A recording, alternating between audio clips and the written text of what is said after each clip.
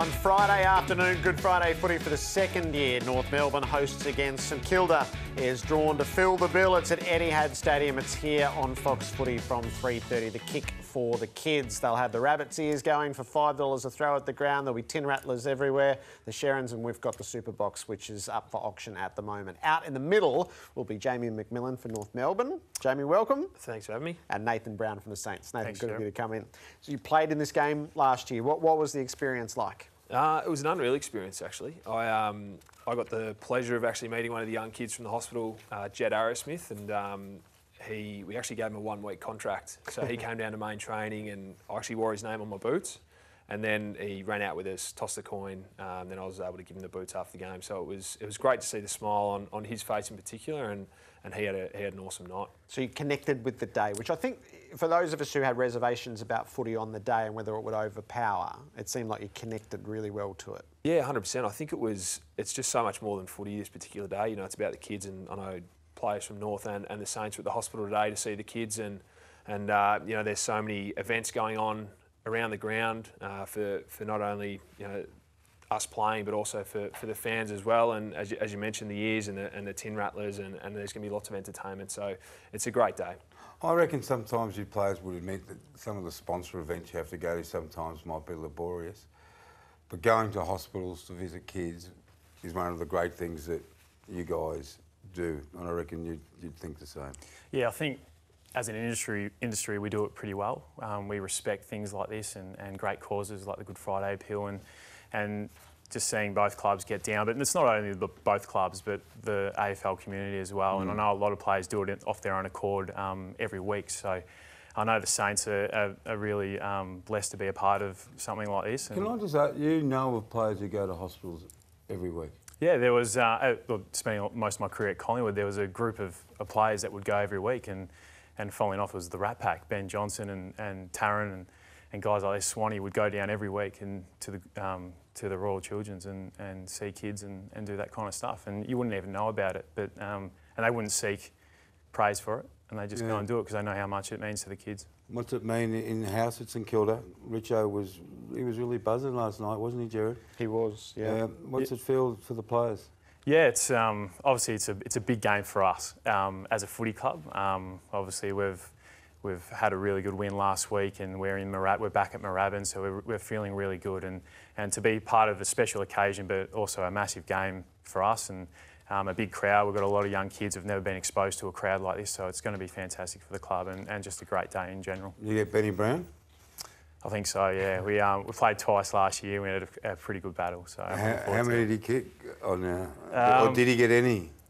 Oh, I can't remember. I don't like talking about my scalps, but that's a good hint. No, he's a fantastic player, so I'm going to have my work cut out for me for sure. Yeah. Have you dried out?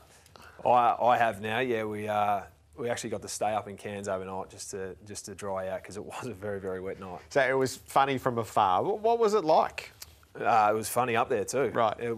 We actually warmed up. It was some light drizzle, and then we went inside, and with this new warm up we do where you only go out and then you stay out. We ran back out, and it was like playing in a swimming pool a little bit. As you can see from the vision, you know, it's not often we're talking about it before, a ball actually stands still on a football oval. So yeah, it was a unique experience, that's for sure.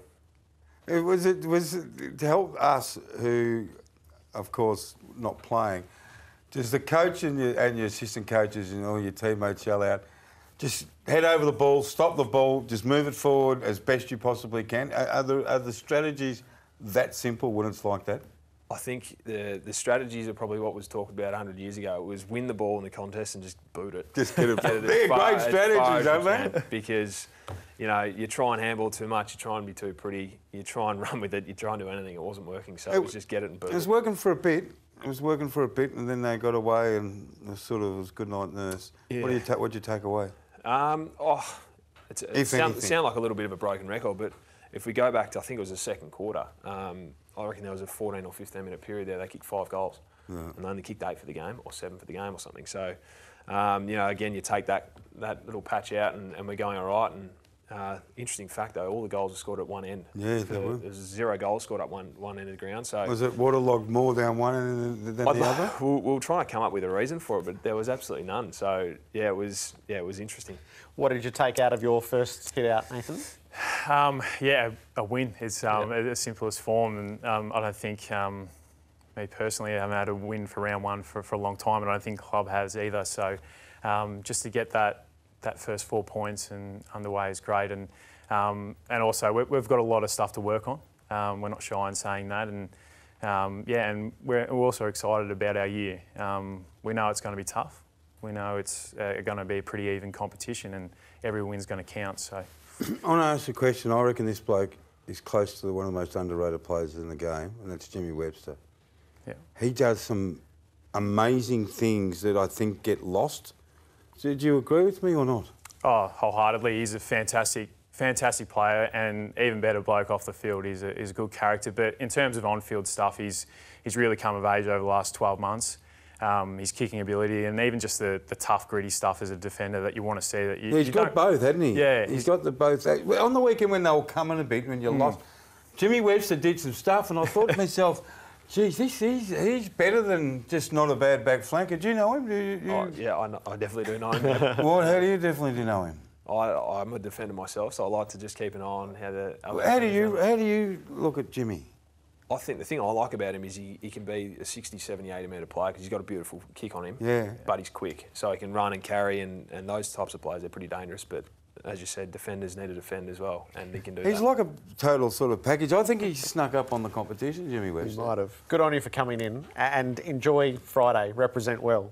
Nice to see both of you. Thanks for coming Macmillan in. and Nathan Brown. They'll be part of the Kick for the Kids on Good Friday when North Melbourne and St Kilda meet.